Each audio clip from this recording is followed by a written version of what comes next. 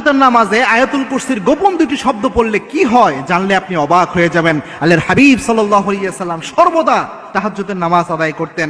এই তাহাজ্জুদের নামাজ বিশ্বনবী সাল্লাল্লাহু আলাইহি ওয়াসাল্লাম জানিয়েছেন, বান্দা যখন দোয়া করে সেই দোয়া আল্লাহ রাব্বুল আলামিন খালি হাতে ফেরত দেয় না, এবং তাহাজ্জুদের নামাজে দোয়া করলে সাথে সাথে দোয়া কবুল হয়ে যায়। বিশেষত রাতের বেলায় আল্লাহ রাব্বুল আলামিন কিন্তু প্রথম আসমানে নেমে আসেন।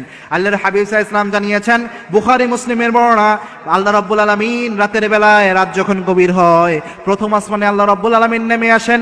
নেমে এসে আল্লাহ রাব্বুল আলামিন ডাকতে শুরু করেন, হাল মিন মুস্তাগফিরিন ফাগফিরালা, কে আছো গুনাহ করে ফেলেছো, আমি আল্লাহর কাছে চাও, তোমার জীবনের সব গুনাহ আমি আল্লাহ মাফ করে দেব, সব গুনাহ আমি আল্লাহ রাব্বুল আলামিন মাফ করে দেব।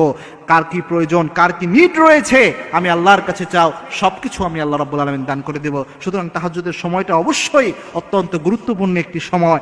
এই সময় আয়াতুল কুরসির দুটি শব্দ, আল্লাহু লা ইলাহা ইল্লা হুয়াল হাইয়ুল কাইয়্যুম, এই যে দুটি শব্দ হাইয়ুন কাইয়্যুম, এই দুটি শব্দ যদি আমরা পড়তে পারি, তিরমিজি শরীফে হাদিস এসেছে, আল্লাহর হাবিব সাল্লাল্লাহু আলাইহি ওয়াসাল্লাম জানিয়েছেন, আনাস রাদিয়াল্লাহু তাআলা আনহু হাদিসটি বর্ণনা করেছেন, আল্লাহর হাবিব সাল্লাল্লাহু আলাইহি ওয়াসাল্লাম এবং আনাস রাদিয়াল্লাহু তাআলা আনহু একদা বসা ছিলেন। এক লোক বিশ্বনবীর পাশে এসে নামাজ পড়ছিলেন। নামাজ পড়ে সে ব্যক্তি দোয়া করছিলেন, আল্লাহ আমাকে এটা দেন, আমাকে এই জিনিস দান করেন, আমার এই প্রয়োজন পূরণ করেন। আল্লাহর হাবিব সাল্লাল্লাহু আলাইহি ওয়াসাল্লাম বলেন, আনাস, এই লোক যে দোয়া করছে, এই লোকের দোয়া আল্লাহ খালি হাতে ফেরত দেবে না, কারণ সে দোয়া করার শুরুতে ইসমে আজম দিয়ে দোয়া করেছে। আর ইসমে আজম আল্লাযী ইযা দুআয়া বিহি আজাবা, ইসমে আজম দিয়ে যদি কেউ আল্লাহর কাছে দোয়া করে, সেই দোয়া আল্লাহ রাব্বুল আলামিন খালি হাতে ফেরত দেয় না।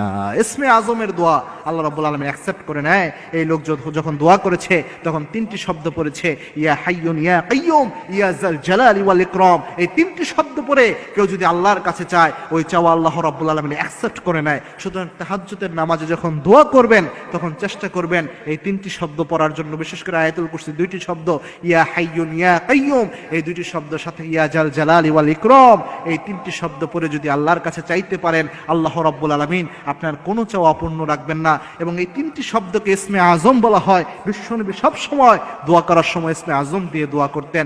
তাই যখনই প্রয়োজন, যা কিছু প্রয়োজন আল্লাহর কাছে চান। ফাইজা সাআলতা ফাসআলিল্লাহ, যা নিড রয়েছে আল্লাহর কাছে চেয়ে নেন। ফাইজা ইসতাআনতা ফাসতাঈন বিল্লাহ, যে কোনো সাহায্য প্রয়োজন, পৃথিবীর কারো কাছে ধন্না দেওয়ার প্রয়োজন নাই, আল্লাহর কাছে চেয়ে নেন, আল্লাহ রাব্বুল আলামিন আপনাকে সেই বারাকা দান করে দিবেন। সুতরাং তাহাজ্জুদের নামাজের সময় যখন হয়, নামাজ পড়ার পরে যখন দোয়া করছেন, অবশ্যই এই তিনটি শব্দ বারবার পড়বেন, ইয়া হাইয়ুন ইয়া কাইয়্যুম ইয়া জাল জালালি ওয়াল ইকরাম। এই তিনটি শব্দ দিয়ে দোয়া করতে পারলে সেই দোয়া আল্লাহ রাব্বুল আলামিন কখনো খালি হাতে ফেরত দেয় না। এবং এই তিনটি শব্দ আল্লাহ রাব্বুল আলামিন সবচেয়ে বেশি পছন্দ করেন, যেটা বিশ্বনবীর হাদিস দ্বারা জানা যায়। তাই আমাদের উচিত হচ্ছে, যা দোয়া করব, আপনার যত ছোট্ট জিনিসই লাগুক না কেন, সাহাবে একরাম জুতার ফিতা ছিঁড়ে যেত, তবু সাহাবে একরাম আল্লাহর কাছে চাইতেন।